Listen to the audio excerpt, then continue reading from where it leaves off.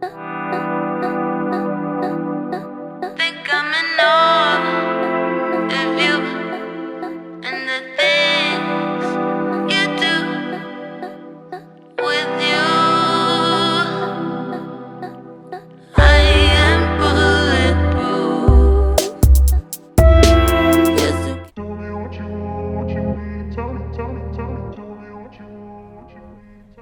이 기자님. 네.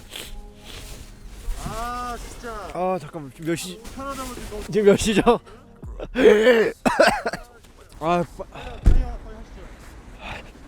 어디요? 아, 피디 이리 와 보세요. 이거 먼저 해야 돼. 아 진짜. 아 이거 먼저 봐봐요. 자, 요게 바로 그 유명한 V2의 기능이죠. V2 기능이 뭐예요? 쉽게 말하면은 여기 전원 있잖아요. 여기다 꽂고, 아, 야! 충전하는데 아니에요? 그쵸? 네. 여기 놓으면은 여기 220V 꽂을 수 있어요. 아 잠깐만 220 어디요? 여기 220V 보이시죠? 그러니까 딱 지금 날씨가 이 지경이어서 그렇지, 날씨가 좀 풀리면은 여기다 뭐 딱 포트기 집에서 하나 훔쳐가지고 포트기 돼요? 포트기 되죠. 220V 딱 꽂고 테이블 하나 앉아가지고 사냥하는 사람들과 이제 카누를 함께 마시면서 그래서 지금 이거 보여드리려고 지금 누워있다 나왔는데 자 이제 시작할까요? 빨리 가시죠. 네, 이제 시작하죠.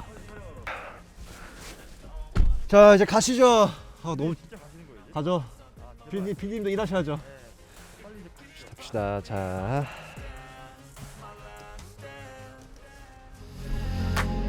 I don't wanna let myself 네. down, myself down.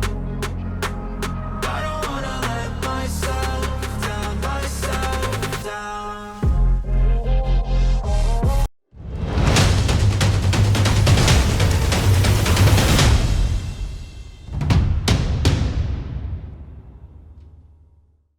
자, 이제 실내에 들어왔고요. 실내에서 이 차 한번 주행해 보도록 하겠습니다.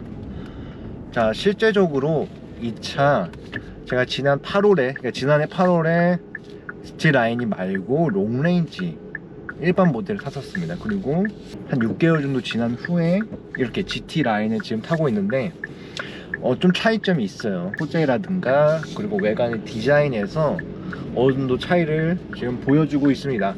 자, 우선 간단하게 짚어드리도록 할게요. 외관은 기존 스탠다드 모델은 순딩순딩하고 뭔가 입꼬리가 이렇게 처진 느낌이랄까, 이런 느낌의 범퍼 디자인이었거든요.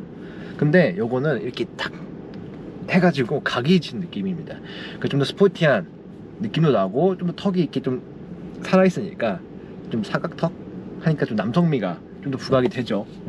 그리고 뒤에 보면은 또 GT 라인으로 이름이 또 새겨져 있고, 타이어도 인치수가 좀 큽니다. 휠 디자인도 좀 다르고, 이런 것들이 외관에서 기존 모델과 이 GT 라인이 좀 다르다라고 말씀드리고 싶고, 그리고 실내에서는 크게 차이는 없습니다. 크게 차이는 없고, 이런 대시보드에 쓰인 저 하얀 선들 보이시죠? 저런 것들, 그리고 시트, 이런 것들이 이게 GT 라인이랑 좀 이제 기본 모델이랑 좀 구별했구나 라는, 구별한 그런 특징으로 봐주시면 될 것 같아요.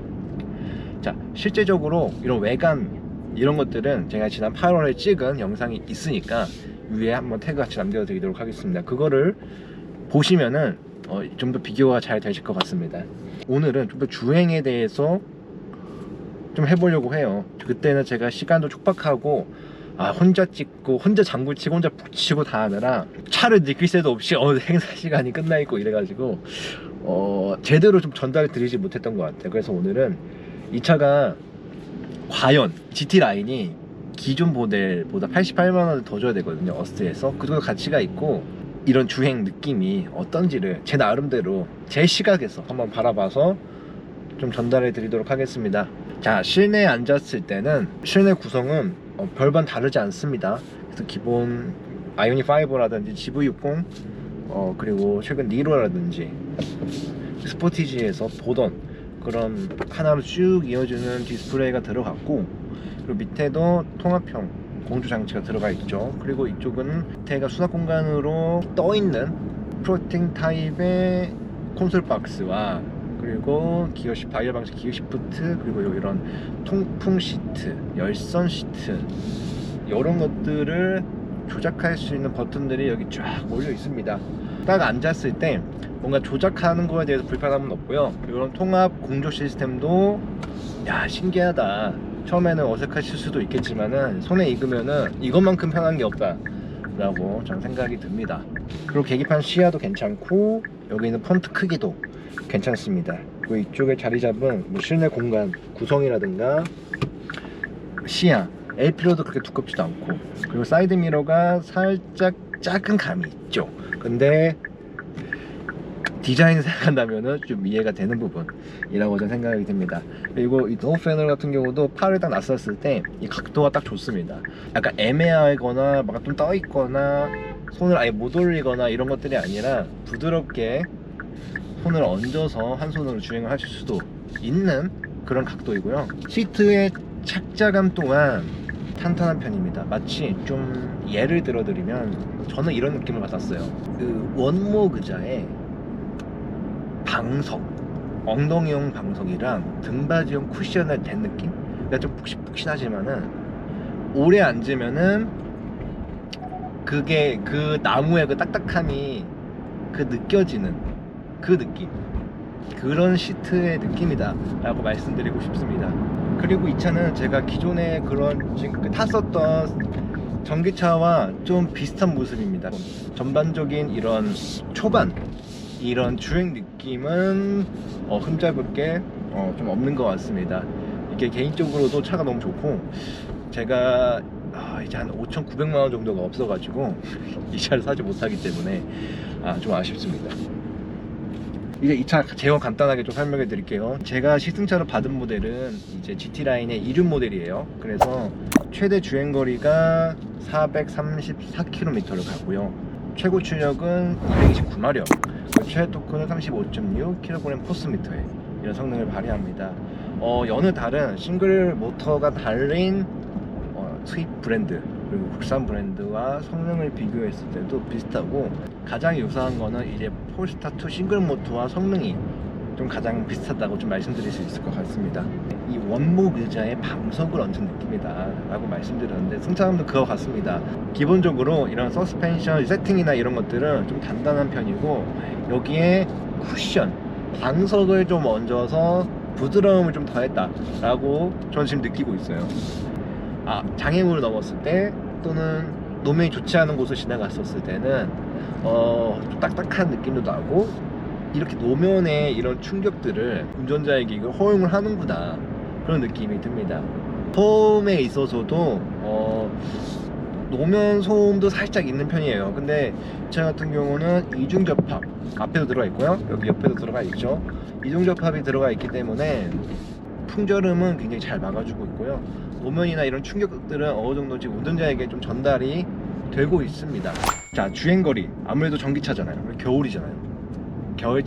이 겨울에 이 전기차를 빌린 이유는 채론차를 소개해드린 것도 있겠지만 얼마나 주행거리가 잘 보존될까, 이런 것도 또 같이 보기 위해서 빌린 거거든요. 차를 처음 받았을 때가 거의 90% 좀 넘게 충전이 되어 있었습니다. 그때 주행 가는 거리가 400km 조금 넘었거든요. 401km인가 그랬어요. 근데 지금 한 100km 정도를 어제 오늘 이렇게 주행을 했는데, 지금 계기판에 표시되는 주행 가는 거리는 199km가 됩니다. 그리고 회생제동도 잘 하지 않았거든요. 그래서 실질적으로 이런 회생제동이라든가 전비운전한다, 회생제동도 잘 쓴다, 이런 것들을 했었을 때는 350 정도까지 가능하지 않을까 싶습니다. 자, 그리고 인상적이었던 거는 여기서 히터를 단계를 올릴 때마다 주행거리가 달라요. 풍량 조절을 2단계로 올리면 주행거리가 확 줄어들고, 그리고 또 풍량 하나 더 높이면 40~50씩 이게 팍팍 줄어들더라고요. 근데 전비는 1kW 시당 지금 4.0을 기록하고 있습니다. 공식 전비보다 좀 덜 나왔죠. 그래서 그리고 회생제동 같은 경우도 제가 적극적으로 안 쓴 이유가 있어요. 저는 아직 이런 전기차, 이런 운전 스타일, 전기차 주행에 제 발이 그 길들이지 않았습니다. 그래서 회생제동도 총 아이페달 모드도 있고, 그리고 3단계, 2단계, 1단계, 그리고 0단계도 있고, 그리고 오쪽에 있는 패들 시프트를 길게 누르면은 오토 모드로도 같이 설정을 할 수가 있습니다. 근데 요거마다 그렇게 큰 편차는 크지 않습니다. 단계마다 편차는 크지 않고, 근데 제가 앞서 말씀드린 것처럼 저는 이 전기차 주행이 아직 특화가 되지 않았기 때문에 거의 한 1단계 또는 2단계에 두고 했었던 것 같아요. 근데 제가 좀 가능성을 좀 느꼈던 건, 이 차 원페달 드라이빙 쉽게 익숙해질 수 있겠다는 생각이 들었습니다. 그 이유는 이 담력에 있어요. 이 가속 페달의 담력이 좀 브레이크 담력과 마찬가지로 적당합니다. 너무 무르지도 않고 너무 단단하지도 않고 너무 헐렁하지도 않아요. 그래서 이거 발만 살짝 조금씩만 익숙해지면은 뭐 하루 또는 이틀 안에 이 원페달 드라이빙이 충분히 가능하겠다 라는 생각이 듭니다. 근데 그게 이 원페달 드라이빙이라는 게 혼자 탈 때도 있지만 옆에 조수석들도 태우고 뒤에 아이들도 태우고 하잖아요. 근데 그런데 원페달 드라이빙 한다고 하면서 못한다 그럼 싹 다 멀미 납니다. 싹 다 욕바가지 먹어요. 근데 이 차는 그거를 좀 단축할 수 있는 그런 특징들이 좀 엿보입니다. 그리고 하나 더 말씀드리고 싶은 건 뭐냐면은, 이런 운전대를 급격하게 틀었을 때 뭐 갑자기 차선 변경을 한다거나 좌우에 그런 흔들림이 있을 수도 있는데 이 차는 그게 거의 없습니다.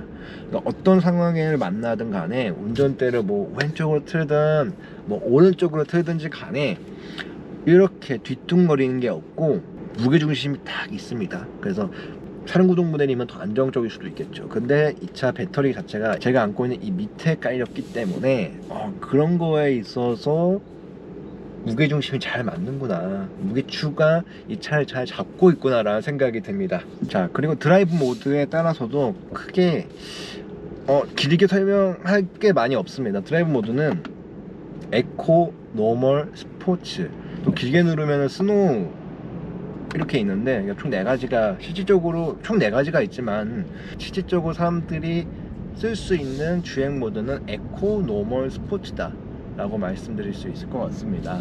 근데 에코와 노멀은 비슷합니다. 그래서 크게 차이를 저는 못 느꼈고요. 근데 스포츠 모드로 바꾸면은 이 차가 좀 앞에가 사각턱을 가진 사람처럼 과격하게 생겼잖아요. 그래서 그런지 더 잘 다니는 느낌이 납니다. 그리고 가속 페달의 그 느낌도 이제 신발끈을 묶고 나 달릴 거야 이런 느낌이에요. 그래서 확실히 스포츠 모드로 바꾸면은 이 계기판에 있는 숫자도 빨간색으로 바뀌지만은 초반 가속 페달의 응답성, 밟았을 때 이 앞코가 팍 치고 나가는 이 느낌이 이게 전기차구나, 이 매력이구나 라는 생각이 듭니다. 이 차 주행거리는 진짜 걱정 안 해도 될 것 같아요. 400km가 넘기 때문에 서울 시내 왔다 갔다 했을 때도 일주일 정도는 걱정 안 하고 타셔도 크게 전 무리가 되지 않는다고 저는 생각을 합니다. 자, 오늘 EV6 GT라인 한번 만나봤습니다. 어떠셨는지는 잘 모르겠어요. 그러나 제가 확실히 느낀 거는 지난 8월에도 타보고 이렇게 6개월 만에 또 EV6를 타봤습니다. 확실히 상품성이 좋은 차라는 건 확실하고요. 이 기본형 모델과 이 GT라인 이 두 가지가 있는 가운데 어느 것을 선택을 하셔도 만족도가 높은 차량인 것 같습니다. 자, 끝까지 시청해주셔서 너무나 감사드리고 구독과 좋아요 부탁드리면서 이만 물러가도록 하겠습니다. 자, 지금까지 글로벌 모터즈 김정희였습니다. 감사합니다.